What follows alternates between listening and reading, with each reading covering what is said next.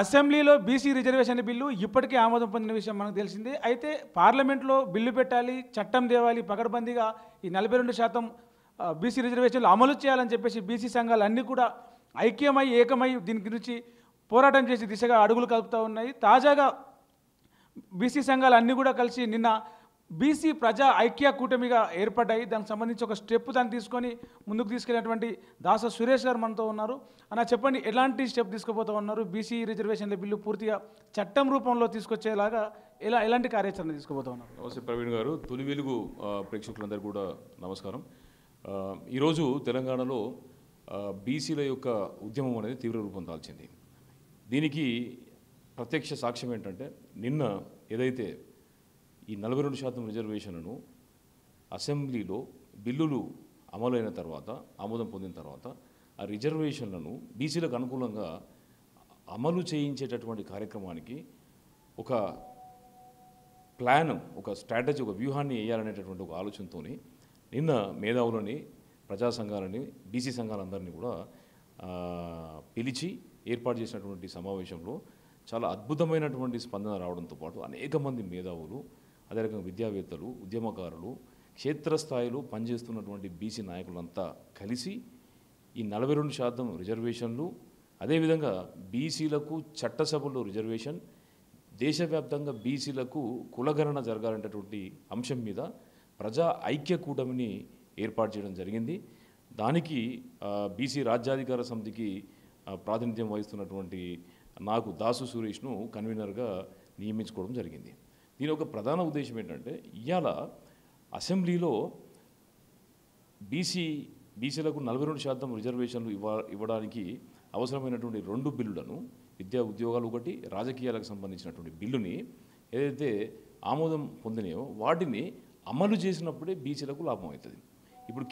ఇప్పుడు క్షేత్రస్థాయిలో పనిచేస్తున్నటువంటి బీసీ నాయకులకి బిల్లు కనుక వచ్చేది ఉంటే వాళ్ళు సర్పంచులు, ఎంపీటీసీ, జెడ్పీటీసీ అవడానికి అవకాశం ఉంటుంది.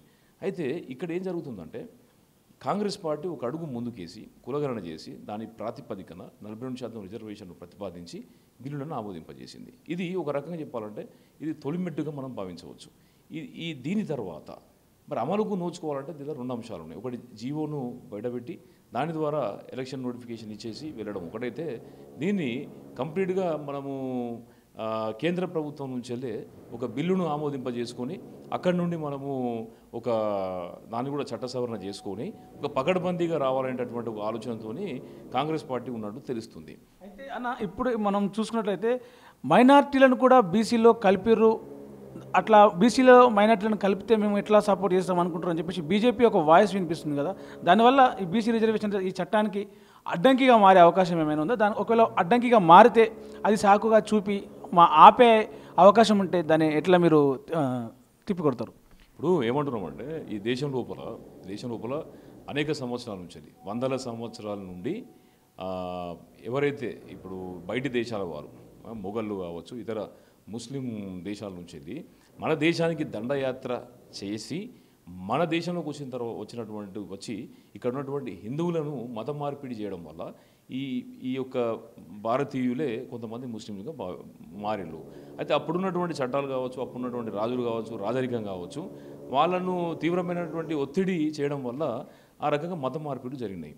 అయితే వీళ్ళంతా కూడా మీరు గమనించేది ఉంటే, వీళ్ళంతా కూడా ఉత్పత్తి కులాల నుంచి వెళ్ళి, అంటే దూదేకుల కావచ్చు, లేకపోతే ఫకీర్ కావచ్చు, లద్దాఖ్ కావచ్చు, ఇట్లా వీళ్ళంతా కూడా ఏంటంటే బీసీలలో అంటే చేతి వృత్తి కులాల నుంచి ఉన్నటువంటి వాళ్ళు ముస్లింలుగా మారిళ్ళు. అయితే ఈ విధంగా ఈ వృత్తి కులాలు మత మార్పిడులకు పాల్పడడం వల్ల ఏంటంటే వృత్తి కులాలు కూడా కొన్ని బీసీ మన మైనార్టీలుగా మారినాయి. అయితే మనకు ఆర్ఎస్ఎస్ చీఫ్ మోహన్ భగవత్ గారు కూడా ఒక విషయం చెప్పారు. ఈ భారతదేశంలో పుట్టినటువంటి ప్రతి ఒక్కరి డిఎన్ఏ కూడా హిందువుల డిఎన్ఏతోని మ్యాచ్ అవుతుంది, ఈవెన్ ముస్లింల డిఎన్ఏ కూడా హిందువుల డిఎన్ఏతో మ్యాచ్ అవుతుందని చెప్పేసి మోహన్ భగవత్ గారు చెప్పారు. మరి ఆర్ఎస్ఎస్కు సంబంధించిన చీఫే ఇంత పెద్ద వ్యాఖ్య చేసిండు అంటే, ఈ దేశం లోపల పుట్టినటువంటి ప్రతి ఒక్కరి యొక్క డిఎన్ఏ హిందువులకు సంబంధించిన డిఎన్ఏనే కదా. ఇప్పుడు అక్కడ వచ్చినటువంటి ఎవరైతే దండయాత్ర చేసినటువంటి మొఘళ్ళు కావచ్చు, ఆఫ్ఘనీలు, వాళ్ళందరి యొక్క ఒత్తిడి వల్ల కదా ఈ హిందువులు మత మార్పిడులు చేసుకున్నది. మరి అయినా కూడా అందులో కూడా వాళ్ళు వెనుకబడినటువంటి వర్గాలు ఉన్నాయి కాబట్టి వాళ్ళని పరిగణలోకి తీసుకోవడం తప్పేం కాదు. ఇప్పుడు మండల్ కమిషన్లో ఏదైతే 52% బీసీలు ఉన్నారని చెప్పినో ఆ రిపోర్ట్లో కూడా ముస్లిమ్స్ ఇంక్లూడ్ అయ్యే ఉన్నారు. సో కాబట్టి నిజంగానే కనుక ఈ ముస్లిమ్స్ కలిసి ఉన్నంత మాత్రాన ఇప్పుడు ముస్లిమ్స్లలో కూడా ఖాన్ పఠాన్ ఉన్నారు, అంటే కొంచెం పెద్ద కులాలు ఉన్నాయి, వాళ్ళందరూ కూడా ఏదైనా ఓసీల కిందకే వస్తారు. అలా కాకుండా ఏదైతే అట్టడుగులో ఉన్నటువంటి వాళ్ళను సెపరేట్ చేసి వాళ్ళను కూడా బీసీలలో చేర్చడం వల్ల కొంత ప్రయోజనం కల్పించడం అనేది తప్పేం కాదు. కాకపోతే ఏంటంటే కేవలం ఇప్పుడు మీ పార్టీ ఎజెండాను ముందుకు నడిపించడానికి ఇప్పుడు కంప్లీట్గా ముస్లిమ్స్ని పక్కన పెట్టాలి అనేటటువంటి విధంగా బీసీలకు జరిగేటటువంటి ప్రయోజనానికి కాళ్ళు అడ్డం పెట్టడం అనేది సరైన పద్ధతి కాదు. అంటే ఇన్నేళ్ల బీసీ ఉద్యమం ఏదైతే ఉందో ఒక 50 ఏళ్ళుగా 60 ఏళ్ళుగా బీసీలకు రాజ్యాధికారం అనే ఉద్యమం ఒక నినాదం వినిపిస్తూ వస్తూ ఉంది. ఇప్పుడు కొంత తీరం చేరింది అనుకోవచ్చా? ఎంతవరకు ఈ ఉద్యమం సక్సెస్ అయిందని చెప్తారు మీరు? గతంలో దాదాపు 4 దశాబ్దాల నుంచి కూడా 4 దశాబ్దం దానికంటే ముందు కొండలక్ష్మణ బాపూజీ గారు కావచ్చు, లేకపోతే ఏంటంటే జయశంకర్ గారు కావచ్చు, అదే రకంగా ఏంటంటే శివశంకర్ గారు, జస్టిస్ శివశంకర్ గారు కావచ్చు, ఇలా అనేక మంది మేధావులు పెద్దలు కూడా ఈ బీసీల గురించి, బీసీల హక్కుల గురించి పోరాడుతూనే వచ్చారు. ఇప్పటికీ 75 సంవత్సరాలు గడిచినా కూడా స్వాతంత్రం వచ్చి మన తెలుగు రాష్ట్రాల్లో ఒక బీసీ ముఖ్యమంత్రి కాలేకపోయిందంటే ఇక్కడ వివక్ష ఏ విధంగా కొనసాగుతుందని మనం స్పష్టంగా అర్థం చేసుకోవచ్చు. అయితే ఈ పోరాటం అనేది నిరంతరంగా కొనసాగుతుంది. దానికి ఆర్ కృష్ణయ్య గారు ఒక రూపం ఇచ్చారు. ఎట్లా అంటే బీసీలందరినీ కూడా ఏకీకరణ చేసేటటువంటి ఒక క్రమం లోపల ఆయన బీసీ విద్యార్థులకు, అదే రకంగా ఉద్యోగార్థులకు అనేక పోరాటాలు చేయడం వల్ల కావచ్చు, లేకపోతే వాళ్ళకు విద్య అందించడం, హాస్టల్స్, ఫీజు రియంబర్స్మెంట్, ఇట్లా అనేక కార్యక్రమాలు నిర్వహించారు. మేము కూడా వారితో పాటు కలిసి పనిచేసినాం. దాదాపు ఒక దశాబ్ద కాలం వారితో కలిసి పనిచేసిన తర్వాత మనము ఈ మా హాస్టల్స్ సంక్షేమం కాకుండా రాజ్యాధికారం వైపు వెళ్ళాలనేటటువంటి ఒక ఆలోచన మనం చేసినాం. అయితే అందులో ఏమైందంటే ఆయన ఎంపీ అయిన తర్వాత మేము చాలా స్పష్టమైనటువంటి నిర్ణయం తీసుకున్నాం. ఏమనంటే మన బీసీ ఉద్యమాన్ని రూపం మార్చాలి, అది రాజ్యాధికార ఉద్యమం అని చెప్పేసి అని మేము బీసీ రాజ్యాధికార సమితిని ప్రారంభించి క్షేత్రస్థాయిలో ప్రతి జిల్లాలో, ప్రతి నియోజకవర్గంలో, ప్రతి మండలంలో కూడా ఇప్పుడు మేము ఏంటంటే క్యాడర్ నిర్మాణం చేస్తున్నాము. ఇక్కడ కార్యకర్తలను తయారు చేస్తూ ఉండడం వల్ల ఇవాళ ఉద్యమం ఉధృతంగా మారింది. అదే రకంగా ఇతర నాయకులు కూడా కొంతమంది వాళ్ళు కూడా పనిచేస్తున్నారు. ఇక్కడ ప్రతి ఒక్కరు కూడా పనిచేసేటటువంటి శక్తిని మనం తప్పకుండా గుర్తించాల్సిందే. దాని అంతా కూడా ఏకీకరణ చేయడం వల్ల ఈ ఉద్యమం మరింత తీవ్ర రూపం దాల్చేటటువంటి అవకాశం ఉన్నది. ఇప్పుడు మాత్రమే ఏంటంటే ఒక మంచి ఊపుకు వచ్చింది. ఎందుకంటే ఇప్పుడు మనం ఇటీవల గమనిస్తే ఈ కమ్యూనిస్టు పార్టీలు కూడా బీసీ అభ్యర్థిని ఎమ్మెల్సీ చేయడం కావచ్చు, ఒక సిపిఎం పార్టీ కూడా ఒక బహుజనవాదాన్ని బిఎల్ఎఫ్ రూపంలో తీసుకోవడం కావచ్చు, ఇటీవల కాలం లోపల ఒక బీసీ ఎమ్మెల్సీగా పోటీ చేసినటువంటి వ్యక్తి కూడా చాలా పెద్ద ఎత్తున కరీంనగర్ లోపల ప్రసన్న హరికృష్ణ గారు పెద్ద ఎత్తున ఓట్లను సంపాదించడం కావచ్చు. అదేవిధంగా ఇలా విద్యార్థులు కావచ్చు, యువకులు కూడా మాకు ఇంత ఈ మేరకు నష్టపోతున్నాం అనేటటువంటి విషయం తెలుసుకున్న తర్వాత వాళ్ళు అందరూ కూడా ఆలోచిస్తున్నారు, ఉద్యమిస్తున్నారు. నిన్న జరిగినటువంటి కార్యక్రమం కూడా మీరు చూడవచ్చు, చాలా అద్భుతంగా జరుగుతుంది. అంటే సమాజం లోపల ఒక తీవ్రమైనటువంటి మార్పు కనిపిస్తుంది. కాబట్టి ఇవాళ ఇంటెలిజెన్స్ అంటే స్టేట్ ఇంటెలిజెన్స్, సెంట్రల్ ఇంటెలిజెన్స్ ద్వారా కూడా ప్రభుత్వాలకు ఏంటంటే ఆ విషయం తెలుస్తుంది. కాబట్టి ఆ దిశగా చర్యలు తీసుకోవాల్సినటువంటి అనివార్య పరిస్థితి మాత్రం ఏర్పడుతుంది. కానీ ఇప్పుడు వాళ్ళు నిర్ణయాలు తీసుకుంటున్నారని చెప్పి ఉద్యమాన్ని కనుక మనము స్లో డౌన్ చేసేది ఉంటే ఇంకా నష్టం జరిగే అవకాశం ఉంది. కాబట్టి ఇది ఎట్టి పరిస్థితిలో కూడా అంటే ఏ విధంగా అయినా కూడా దీన్ని అమలు చేయాలన్న ఉద్దేశంతో మేమేంటంటే ఒక ఐక్య కూటమిని అంటే రిజర్వేషన్ల కోసం బీసీలకు చట్టసభలో రిజర్వేషను, స్థానిక సంస్థల రిజర్వేషన్ల కోసం ఐక్య కూటమిని ఏర్పాటు చేయడం జరిగింది. అంటే మీరు చెప్తున్నట్టుగా బీసీల రాజ్యాధికారం అంటే ఏంటని ఒక చిన్న డెఫినేషన్ చెప్తారా? ఇప్పుడు రాజ్యాధికారం అంటే నిర్ణయాధికారం. ఏదైనా కూడా ఇప్పుడు బడ్జెట్ విషయం లోపల కావచ్చు, లేకపోతే పదవులు ఇచ్చే విషయం లోపల కావచ్చు, లేకపోతే పాలసీల విషయం లోపల కానీ నిర్ణయం చేసే అధికారాన్ని రాజ్యాధికారం అని చెప్పేసి అంటారు. అయితే నిర్ణయం చేసే అధికారము స్థానిక సంస్థలలో ఉండదు కదా, మరి స్థానిక సంస్థల వరకే ఈ బీసీ రిజర్వేషన్లు వేస్తే నిర్ణయం చేసే అధికారం ఏదైతే మీరు చెప్తున్నారో బడ్జెట్ కావచ్చు, పాలసీలు కావచ్చు, అక్కడి వరకు ఎప్పుడు వస్తుంది ఈ బీసీలకు రాజ్యాధికారం అనేది నా ప్రశ్న. ఇప్పుడు చట్టసభల్లో ఎప్పుడైతే ఎమ్మెల్యేలుగా కానీ ఎంపీలుగా కానీ బీసీలు రాణించినప్పుడు, బీసీలు పెద్ద ఎత్తున అసెంబ్లీ పార్లమెంట్లో అడుగుపెట్టినప్పుడు అప్పుడు ఏంటంటే ఏదైనా అంశం మీద కానీ బీసీలకు ఉపయోగపడే అంశం మీద పెద్ద ఎత్తున పోరాటం చేయడం కానీ, లేకపోతే లాబింగ్ చేయడం కానీ, లేకపోతే పట్టుబడడం కానీ జరిగే అవకాశం ఉంది. సో అటువంటి తరుణం లోపల ప్రభుత్వం తీసుకునేటటువంటి నిర్ణయాలు ఏంటంటే బీసీలకు ఉపకరించేటటువంటి అవకాశం ఉంది. అలా కాకుండా బీసీలు కూడా సొంతంగా ఒక పార్టీ ద్వారా కనుక బయటకు వచ్చేది ఉంటే, తప్పకుండా ఆ పార్టీ కనుక అధికారంలోకి వచ్చేది ఉంటే తప్పకుండా బీసీలకు అంటే నిర్ణయాలు బీసీలకు అనుకూలంగా జరుగుతాయి. సో ఈ విధంగా బీసీలకు రాజ్యాధికారాన్ని మనం అందించడానికి అవకాశం ఉంటుంది. స్థానిక సంస్థల ఎన్నికల్లో అంటే ఇప్పుడు ప్రస్తుతానికి ఏంటంటే 42% అనేది మంచి పర్సంటేజ్. సో అది కనుక మనం సాధించుకుంటే రాజకీయంగా కొంత ఎనేబుల్ అవుతారు, కొంచెం రెడీ అంటే ప్రిపేర్ అయ్యేటటువంటి అవకాశం ఉంటుంది. ఒక సర్పంచ్, ఎంపీటీసీ, జెడ్పీటీసీ తర్వాత వాళ్ళు ఎమ్మెల్యేలుగా ఎగబాగేటటువంటి అవకాశం ఉంటుంది. కాబట్టి సో ఈ యొక్క ప్రాక్టీస్ అనేది సర్పంచ్ కానించి స్టార్ట్ అవుతుంది. సో కాబట్టి ఈ స్థానిక సంస్థల్లో వాళ్ళకి కనుక రిజర్వేషన్, మన బీసీలకు రిజర్వేషన్ ఇచ్చేది ఉంటే తప్పకుండా ఈ రాజకీయ ఎదుగుదల, రాజ్యాధికారం అనేటటువంటి ఒక మార్గం లోపల ఇది తొలిమెట్టుగా అయ్యేటటువంటి అవకాశం ఉంటుంది.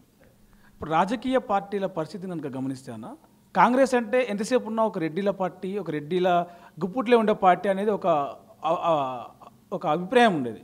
ఆ తర్వాత బీఆర్ఎస్ అంటే కూడా, బీఆర్ఎస్ అంటే కూడా అది ఎంతసేపు ఉన్న ఒక వాళ్ళ ఫ్యామిలీకి సంబంధించిన వాళ్ళే వాళ్ళ అధికారం వాళ్ళ గుప్పిట్లో ఉంటుందని చెప్పేసి అంటారు. బీజేపీ ఏమో హిందూవాదం తప్పించి ఎప్పుడు కూడా బీసీ నినాదం ఎత్తుకోలేదు. కానీ ఈ క్రమంలో చూస్తే ఈ గత 2 ఏళ్ళు 3 అసెంబ్లీ ఎలక్షన్ల తర్వాత కంప్లీట్గా అన్ని పార్టీలు బీసీ నినాదాన్ని నెత్తులో పెట్టుకొని మోస్తూ ఉన్నాయి. అంటే ఈ పరిణామాన్ని ఎట్లా చూస్తారు?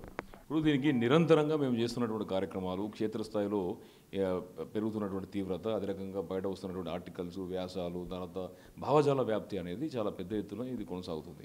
అయితే ఇంతకుముందు ఏంటంటే బీసీలు ఒకవేళ మనం అంటే పార్టీలు, సోకాల్డ్ పొలిటికల్ పార్టీలు అన్నీ కూడా బీసీలను పట్టించుకోకపోయినా కూడా మేము కొనసాగుతామని చెప్పేసి అనుకున్నాం. కానీ ఇవాళ బీసీల ఓట్లు చాలా కీలకంగా తయారైపోయినాయి. బీసీలకు చాలా చైతన్యం వచ్చింది. బీసీలు ఇవాళ వీలైతే గద్దె దించేటటువంటి విధంగా కూడా వ్యూహాలు చేయగలిగేటటువంటి పరిస్థితికి వచ్చేసిండు.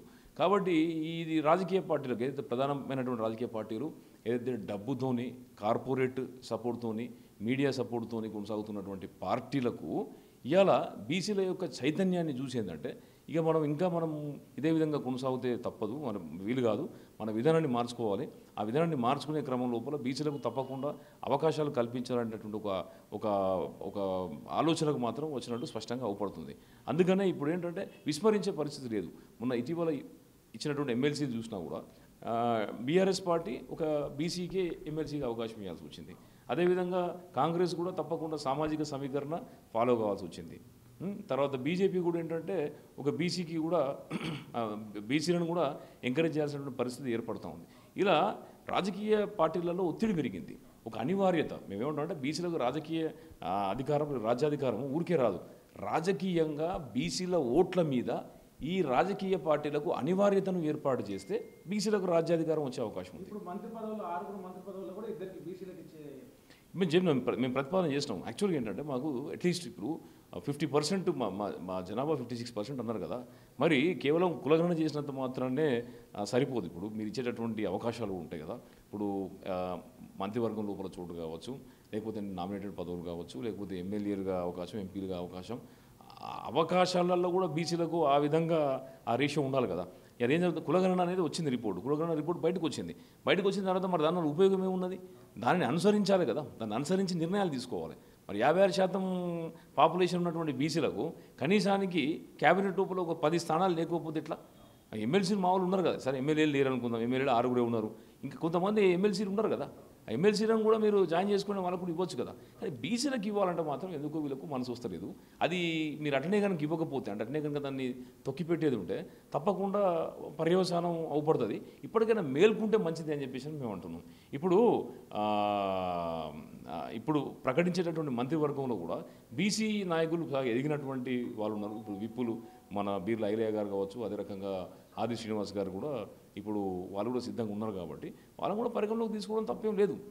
బీసీ ఐక్య కూటమి అని చెప్పేసి మీరు నేను ఏర్పాటు చేసిన కదా, దాన్ని ఏర్పాటు చేసిన పరిస్థితులు అన్ని కుల సంఘాలు, అన్ని బీసీ సంఘాలను ఒక వేదిక మీదకి తీసుకురావడం, కార్యాచరణ ఎలా ఉండబోతుంది? మీరు ఏమేమి కార్యక్రమాలు తీసుకోబోతా ఉన్నారు? బీసీ ఐక్య కూటమి ఏర్పాటు యొక్క ప్రధానమైనటువంటి లక్ష్యం ఏంటంటే, ఇప్పుడు 42% రిజర్వేషన్లు ఏవైతే మనకు బిల్లులు ఆమోదం పొందినాయో దాన్ని అమలు చేసేటటువంటి విధంగా పనిచేయడము, బీసీలకు జాతీయ స్థాయిలో కులగణన అనేది జరిగే రకంగా చర్యలు తీసుకోవడం, అదే రకంగా చట్టసభలో రిజర్వేషన్ కూడా సాధ్యం చేసేటటువంటి ఈ 3 ప్రధానమైనటువంటి అంశాల మీద బీసీ ఐక్య కూటమి పనిచేయనున్నది. ఇప్పుడు దీనికి నేను కన్వీనర్గా కొనసాగుతా ఉన్నా. అయితే మేము త్వరలోనే ఏంటంటే ముఖ్యమైనటువంటి వ్యక్తులు, నిన్న చాలామంది కూడా ప్రముఖులు వచ్చారు అక్కడ. అదేవిధంగా ఈ క్షేత్రస్థాయిలో చాలా సీరియస్గా పనిచేస్తున్నటువంటి నాయకులు, గతంలో దాదాపు 10-20 సంవత్సరాల నుంచి కూడా యాక్టివ్గా పనిచేస్తున్నటువంటి లీడర్స్ ఉన్నారు, స్టూడెంట్స్ ఉన్నారు. వాళ్ళందరినీ కూడా కలుపుకొని, వాళ్ళందరినీ మమేకం చేసుకొని ఒక స్టీరింగ్ కమిటీని మేము త్వరలోనే ఏర్పాటు చేయబోతున్నాం. ఈ స్టీరింగ్ కమిటీతో పాటు అనేక సబ్ కమిటీలు కూడా ఉంటాయి. అందులో అంటే ఇప్పుడు ఎట్లా అంటే లిటరేచర్ సంబంధించిన విషయం కావచ్చు, హిస్టరీకి సంబంధించిన విషయం కావచ్చు, లేకపోతే ఉద్యోగులకు సంబంధించినటువంటి కమిటీలు కావచ్చు, అదే రకంగా జర్నలిస్టులకు సంబంధించిన కమిటీలు, ఇలా అనేక రకాల కమిటీలు కూడా అందులో సబ్ కమిటీలుగా ఉండే అవకాశం ఉంటుంది. సో ఒకసారి మేము స్టీరింగ్ కమిటీ ఏర్పాటు చేసుకున్న తర్వాత ఈ ముఖ్యమైనటువంటి వాళ్ళందరి యొక్క నిర్ణయం తీసుకొని మేము త్వరలోనే ఒక చైర్మన్ని కూడా మేము ఏర్పాటు చేసుకున్నటువంటి విధంగా మేము చూస్తున్నాం. త్వరలోనే న్యాయ కోవిధులతోని ఒక 4-5 డేస్లో మేము ఒక అంతర్గత సమావేశం కూడా నిర్వహించున్నాం. దీంతో పాటు ఏంటంటే మాకు కొంతమంది ఇప్పుడు ఆల్రెడీ యూపీఎస్సీ ఎగ్జామ్స్ ద్వారా అప్పుడు మండల్ కమిషన్ సిఫారసుల ద్వారా రిజర్వేషన్ వచ్చి యూపీఎస్సీలో ఉన్నటువంటి మా ఓబీసీ సోదరులు, మా బీసీ సోదరులను కూడా వాళ్ళతో కూడా మేము సమావేశాలు ఏర్పాటు చేయబోతున్నాం. వాళ్ళందరూ బహిరంగంగా బయటకు రారు కాబట్టి కొంత అంతర్గత సమావేశాలు, తర్వాత ఈ జర్నలిస్టులు, మీడియా సంస్థలు పనిచేసే వాళ్ళందరితో కూడా మేము చర్చ చేసి ఒక బృహత్తరమైనటువంటి కార్యాచరణ, అంటే శత్రు దుర్భేదమైనటువంటి వ్యవస్థను మేము తయారు చేయబోతున్నాం. మాకు ఇంటెలిజెన్స్ ఉంది, మాకు కూడా సమాచార వ్యవస్థను మేము తయారు చేస్తాం. ఒక ఎంఐఎస్ మేనేజ్మెంట్ ఇన్ఫర్మేషన్ సిస్టమ్ కూడా మేము తయారు చేసి దాని లోపల ఈ కొన్ని ఇంటెలిజెన్స్ సంబంధించినటువంటి టూల్స్ కావచ్చు, అదే రకంగా ఏంటంటే డేటాను మేము అనలైజ్ చేసేటటువంటి విధానంగా తప్పకుండా మేము ఒక పకడ్బందీ వ్యవస్థను తయారు చేస్తాం. అల్టిమేట్గా ఏంటంటే మేము రాజ్యాధికారం ఊరికే రాదు, దానికి ఎంత చాలా అంటే చాలా పని చేయాల్సి ఉంటుంది. ఆ పనంతా కూడా మేము నిర్వహించడానికి సిద్ధంగా ఉన్నాం. మా దగ్గర జ్ఞానం ఉన్నది, సమాజానికి సేవ చేయాలనే గుణం ఉన్నది, మా దగ్గర ఏజ్ ఉంది, మాకు ఒక కసి కూడా ఉన్నదని చెప్పేసి అని మీ సందర్భంగా తెలియజేస్తున్నాం. ఇప్పుడు మనం చూసానా మొన్ననే పీసీసీ చీఫ్ మహేష్ కుమార్ గౌడ్ ఒక కామెంట్ చేసినాడు, ఏమని వచ్చే ఎన్నికల్లో కాంగ్రెస్ పార్టీ నుంచి బీసీ ముఖ్యమంత్రి ఉంటాడని చెప్పేసి. అటు బీజేపీ కూడా మా అభ్యర్థి బీసీ అభ్యర్థి ఉంటాడు, బీసీ ముఖ్యమంత్రికి మేము కూడా చేస్తూ ఉన్నాం, ప్రధానమంత్రి కూడా బీసీఏ ఉన్నాడు, పార్టీ అధ్యక్షునికి కూడా బీసీకి పగ్గాలు అప్పచెప్పబోతా ఉన్నాను అని చెప్పేసి. బీఆర్ఎస్ ఈ విషయంలో ఇప్పటివరకు ఎలాంటి క్లారిటీ ఇవ్వలేదు. సో దీన్ని మీరు ఎట్లా చూస్తారన్న? ఇప్పుడు మీరు గమనించేది ఉంటే ఇప్పుడు బీఆర్ఎస్ పార్టీ మొన్నటిసారి ఎలక్షన్స్ లోపల స్వల్ప తేడాతో ఓడిపోవడం జరిగింది. దీనికి కారణం ఏంటంటే బీసీల పట్ల కొన్ని వ్యతిరేక విధానాలను అవలంబించడం. ఎందుకంటే మీరు ఇస్తున్నటువంటి యువకులకు ఇస్తున్నటువంటి లోన్ కావచ్చు, అదేవిధంగా మీరు స్థానిక సంస్థల ఎన్నికల్లో రిజర్వేషన్లు తగ్గించడం కావచ్చు, అదే రకంగా బీసీలకు చేస్తున్నటువంటి కొన్ని అంటే సహకార సంఘాలు నిర్వీర్యం చేయడం కావచ్చు, ఇట్లా బీసీలకు ఏదైతే కొంత అసంతృప్తి ఉన్నదో అసంతృప్తి అనేది ఏంటంటే ఇటు కాంగ్రెస్ పార్టీకి ఉపయోగకరం అయిపోయింది. అయితే ఇవాళ ఏంటంటే ప్రతి ఒక్క పార్టీ కూడా బీసీల గురించి మాట్లాడుతుంది. కాంగ్రెస్ పార్టీ కూడా మంచి అడుగు కులగణన ద్వారా మంచి అడుగు చేసింది, నెక్స్ట్ సీఎం కూడా బీసీని చేస్తామని చెప్పేసి అంటుంది, అది మంచి పరిణామం. అయితే బీజేపీ కూడా ఏంటంటే మొన్నటిసారి ముఖ్యమంత్రి మేము బీసీని చేస్తామని చెప్పింది, కాకపోతే మరి ముఖ్యమంత్రిని బీసీని చేయడం అనే విషయం జరగలేదు. కాకపోతే వాళ్ళ ఓటు షేర్ మాత్రం దాదాపు 6% నుంచి 14-15% వరకు పెరిగింది. అయితే మరి కనీసానికి ముఖ్యమంత్రి చేయనందుకు కనీసం ఏంటంటే పార్టీ అధ్యక్షుడు ఒక బీసీని పెట్టాల్సి ఉండే కదా, అది కాకపోతే కనీసానికి అసెంబ్లీలో ఫ్లోర్ లీడర్ అని ఒక బీసీని పెట్టాల్సి ఉండే కదా. మరి ఈ రెండు మాత్రం చేయలేకపోయిందంటే నిబద్ధత అనేది ఏంటనేది మనం అర్థం చేసుకోవాలి. ఈ నిబద్ధత అనేది బీజేపీ పార్టీ చెప్పేటటువంటి మాటలలో కనిపించకపోవడం వల్లనే ఇంకా హిందువులైనప్పటికీ బీసీలు కూడా పూర్తి స్థాయిలో బీజేపీని విశ్వసించేటటువంటి పరిస్థితి లేకుంటున్నది. మరి బీఆర్ఎస్ అంటారా, బీఆర్ఎస్ అనేది ఇప్పటివరకు ముఖ్యమైన స్థానాలు ఏవి కూడా బీసీలకు ఇవ్వలేదు. కాబట్టి ఇవాళ పార్టీలు ఏవి చెప్పినా కూడా ప్రజలు చూసేది ఏంటంటే వీళ్ళ యొక్క నిబద్ధత, వీళ్ళు నిజంగానే బీసీల పక్షాన ఉన్నారా, లేకపోతే బీసీలకు కేవలం ఏంటంటే సానుభూతి లేకపోతే ముసలి కన్నీరు గారుస్తున్నారని చెప్పేసి అని చాలా స్పష్టంగా చూస్తున్నారు. ఇంకో విషయం ఏంటంటే మీ అందరూ తెలుసు, ఇప్పుడు కాంగ్రెస్ పార్టీ బీసీలకు అనుకూలంగా ఉందని చెప్పేసి అనుకుంటున్నాం. ఎందుకంటే కులగణన చేసింది మన రాష్ట్రం లోపల, అదేవిధంగా ఇప్పుడు దాన్ని కూడా పార్లమెంటుకు పంపించింది, ప్లస్ అదేవిధంగా ఇప్పుడు రిజర్వేషన్ కూడా పెంచింది. సో ఇట్లా చేస్తున్నా కూడా అదే రకంగా ముఖ్యమంత్రి కూడా మేము చేస్తామని చెప్పేసి అంటున్నారు. సరే ఇటువంటి పాజిటివ్ విషయాలు చెప్పినా కూడా మీరు ఇటీవల వచ్చినటువంటి చట్టసభలో మహిళా రిజర్వేషన్ల బిల్లు కనుక మీరు చూసేది ఉంటే అందులో ఎస్సీ మహిళలకు సబ్ కోటా ఉంటుంది, ఎస్టీ మహిళలకు సబ్ కోటా ఉంటుంది, బీసీ మహిళలకు మాత్రం సబ్ కోటా ఉండదు. అంటే ఉన్నటువంటి మహిళా రిజర్వేషన్లలో బీసీ మహిళలకు సబ్ కోటా లేదు. మరి ఆ సబ్ కోటా లేనప్పుడు నిజంగానే కనుక కాంగ్రెస్ పార్టీ బీసీల పక్షాన ఉండేది ఉంటే ఆ బిల్లును వ్యతిరేకించాల్సి ఉండే కదా.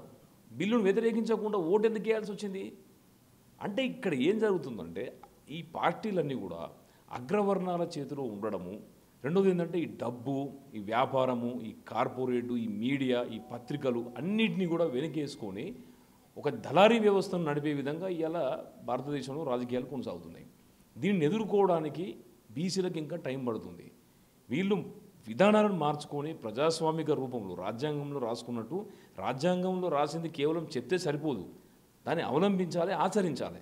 ఆ ఆచరించే విధంగా కనుక వీళ్ళు ముందుకెళ్ళేది ఉంటే తప్పకుండా ఆ పార్టీలో ప్రజల మద్దతు ఉంటుంది. అలా కాకుండా కేవలం చెప్పడానికి మాత్రమే సూత్రాలు మేము మాత్రం ఆచరించము అంటే మాత్రం ప్రజలు కూడా గమనిస్తున్నారు. తప్పకుండా ఆచరించకపోతే ప్రత్యామ్నాయంగా బీసీలు ఒక రాజకీయ పార్టీతో బయటకు వచ్చే అవకాశం తప్పకుండా ఉన్నది. ఎందుకు రాకూడదు? అంటే ఇప్పటివరకు అయితే మనం తెలుగు రాష్ట్రాల్లో ఒక బీసీ ముఖ్యమంత్రిని చూడలేదు, ఒక దళిత ముఖ్యమంత్రిని చూసినా కానీ బీసీ ముఖ్యమంత్రిని చూడలేదు. అటు రేపు రాబోయే ఎన్నికల్లో అటు ఏపీలో కావచ్చు, ఇటు తెలంగాణలో కావచ్చు, ప్రధానంగా తెలంగాణలో చూసుకుంటే బీసీ ముఖ్యమంత్రి ఆ అవకాశాలు కావచ్చు, ఆ వాతావరణం పరిస్థితి కావచ్చు అట్లా కనిపిస్తూ ఉంది. ఆ అవకాశం పూర్తిగా ఉందంటారు. మీ అభిప్రాయం ఏముంటుంది? నేను ఏమంటున్నా అంటే రాబోయే రోజుల్లో అనివార్యంగా ఈ రాష్ట్రానికి ఒక బీసీ ముఖ్యమంత్రి కాబోతున్నాడు, దానిలో డౌట్ లేదు. ఎందుకు అంటే ఇవాళ బీసీలకు ఉన్నటువంటి జనాభా శాతం కావచ్చు, ఈ 75 సంవత్సరాల నుంచి బీసీలు నష్టపోయినటువంటి విధానం కావచ్చు, ఈ రాష్ట్రంలో కానీ దేశంలో కానీ ఎక్కడ చూసినా కూడా ఏ రంగంలో చూసినా కూడా బీసీలకు వివక్షనే. న్యాయస్థానాలలో కావచ్చు, వ్యాపారాలలో కావచ్చు, సినిమా రంగంలో కావచ్చు, రాజకీయాలలో కావచ్చు, ఎక్కడ చూసినా కూడా బీసీలకు అన్యాయం జరుగుతుంది. ఇప్పుడు మేము ఓటు ఎందుకు వేయాలి? మీకు ఓటు వేసి మేము మీతో చాకరీ చేయడానిక మేము ఓటు వేసేది మీకు? ఇప్పుడు నిజంగానే ప్రజాస్వామ్యం అంటే సమాన అవకాశాలు. ఆర్టికల్ 14 to 18 మనం చూసేది ఉంటే అందులో సమానత్వపు హక్కు అనేది మనకు అవపడుతుంది. నువ్వు సమానం ఎక్కడైతుందో నువ్వు అధికారం దూరం ఉంచబడుతున్నావు అంటే నేను సమానంగా నేను చూడట్లేదు కదా. సో కాబట్టి ఆ సమానంగా చూడనప్పుడు, నన్ను గౌరవించినప్పుడు నా ఓటు నీకు ఎందుకు వేయాలి? బీసీలకు ఆత్మగౌరవం ఎక్కువ ఉంటుంది. ఇప్పుడు ఆత్మగౌరవం అనేది బీసీలు ఆత్మగౌరవాన్ని కోరుకుంటారు. ఆత్మగౌరవాన్ని కోరుకుంటున్నారు కాబట్టి నాకు ఓట్లు లేకపోతే, నాకు అవకాశం ఇవ్వకపోతే నీకు ఓటు ఎందుకు వేయాలి? ఆ ప్రశ్నించేటటువంటి స్థాయికి ఇలా ప్రజలు వచ్చారు, బీసీ ప్రజలు వచ్చారు. తప్పకుండా ఇది పెను మార్పుకు దారితీస్తుంది. అంటే ఇప్పుడు ఇక బీసీలకు సంబంధించి ఒక ఉద్యమం, ఆ నినాదం, ఆ రాజ్యాధికారం అనేది చాలా వరకు నెరవేరబోతూ ఉందని చెప్తాను. ఈ క్రమంలో బీసీలందరికీ కూడా మీరు ఇచ్చే ఒక పిలుపు ఏంటిది? నేనేమంటున్నా అంటే బీసీ మేలుకో, నీ రాజ్యాన్ని ఏలుకో. ఇది ఎప్పుడైనా జరగాల్సినటువంటి విషయం. ఇది ప్రకృతి ధర్మం. ఎందుకంటే ఇవాళ బీసీలు లేకపోతే దేవుళ్లకు పూజలు కూడా అయ్యేటటువంటి పరిస్థితి లేదు. దేవుళ్లకు పూజలు చేయాలంటే అవసరమైనటువంటి ఫలాలు కావచ్చు, కుండలు కావచ్చు, బట్టలు కావచ్చు తయారు చేసి తీసుకొని వచ్చేది మన బీసీ ప్రజలు, బీసీ సోదరులు. మరి అట్లాంటి బీసీలను కనుక మనం విస్మరించేది ఉంటే, వాళ్ళని కనుక బతకనిచ్చేటటువంటి పరిస్థితి లేకపోతే ఆ కులవృత్తులు ఏం కావాలి? ఆ కులవృత్తులు లేకపోయేది ఉంటే భగవంతునికి పూజలు ఎట్లా కావాలి? అంటే ఈ విధంగా ఈ వృత్తులను, ఈ యొక్క ప్రజలని హింసించి నశింపజేసేటటువంటి విధంగా రాజకీయాలు కొనసాగేది ఉంటే అది ఏ విధంగా అది ప్రకృతి ధర్మం అవుతుంది? కాబట్టి ఇది ధర్మం, చేసే పోరాటం ధర్మమైన పోరాటం. కాబట్టి దీనికి తప్పకుండా భగవంతుడు, ప్రకృతి యొక్క మద్దతు కూడా మాకున్నది. తప్పకుండా ఇది జరగాల్సిన కార్యం, కాగల కార్యం గంధర్వులు చేస్తారట. అదే రకంగా ఇది బీసీలకు రాజ్యం రావడం అనేది అనివార్యంగా రావాల్సిందే. ఇది ఎవరు అడ్డుకున్నా కూడా ఆగేది కాదు. తప్పకుండా ఇది మీరు బీసీలకు అవకాశం ఇచ్చి మీ సోదర భావాన్ని ప్రకటించుకుంటే మంచిది. అలా కాకుండా మేము ఇంకా మా పెత్తనాన్ని కొనసాగిస్తామంటే అది కొనసాగేటటువంటి పరిస్థితి లేదు. ఎందుకంటే ఇవాళ కాలం లోపల సైన్స్ అండ్ టెక్నాలజీ చాలా విస్తృతంగా పెరిగిపోయింది. సోషల్ మీడియా అనేది చాలా ఫాస్ట్గా వచ్చింది. అమెరికాలో ఏం జరుగుతుంది సెకండ్ లోపల ఇక్కడ ఇండియా లోపల తెలుస్తుంది. స్పేస్లో జరిగేది కూడా ఇక్కడ మనకు సెకండ్లో తెలుస్తుంది. కాబట్టి ఇంకా మీరు పాత విధానాలతోని, పాత చింతకాయ పచ్చలెక్క కనుక మీరు కొనసాగుతా అంటే అది మీకే ప్రమాదం. తప్పకుండా బీసీలు ఉద్యమిస్తున్నారు. వాళ్ళు కూడా బీసీలో అద్భుతమైన తెలివితేటలు ఉన్నాయి, శక్తి ఉన్నది, సామర్థ్యం ఉన్నది. కాబట్టి అవకాశం ఇవ్వడం అనేది మీ పెద్దరికానికి కూడా గౌరవం ఉంటుంది. మీరు కనుక దాన్ని అవమానపరుస్తూ అంటే అది అల్టిమేట్గా అది మీకే నష్టమవుతుందని చెప్పేసి అని మేము తెలియజేస్తున్నాం. 75 సంవత్సరాల స్వతంత్ర భారతదేశంలో బీసీలకు ఇప్పటివరకు అన్యాయమే జరిగింది. ఇకపై బీసీలందరూ కూడా మరోసారి అన్యాయం మోసపోదలుచుకోలేదు, మోసపోయే పరిస్థితులు కూడా లేవు. పూర్తిగా చైతన్యమైనరు. ఈ రిజర్వేషన్లు, రాజ్యాధికారం ఏదైతే ఉందో సాధించుకునే దిశగా బీసీ ఉద్యమమే ఇప్పుడు ఉవ్వెత్తున ఎగిసింది. విజయం దిశగా తీరాలకు చేరబోతూ ఉంది. ఖచ్చితంగా బీసీలో రేపు రాబోయే తెలంగాణ ఎన్నికల్లో ముఖ్యమంత్రి అవుతారు. ఖచ్చితంగా బీసీలను ఈ తెలంగాణ బీసీలే పాలిస్తారని చెప్పేసి దాసు సురేష్ గారు చెప్తా ఉన్నారు. కెమెరామెన్ అజయ్తో ప్రవీణ్ సుంకరి, హైదరాబాద్, తొలి వెలుగు. ప్రపంచంలో ఏ మూల ఏ క్షణం ఏం జరుగుతుందో వేగంగా తెలుసుకోవడానికి తొలి వెలుగు వాట్సాప్ ఛానల్ని ఫాలో చేయండి.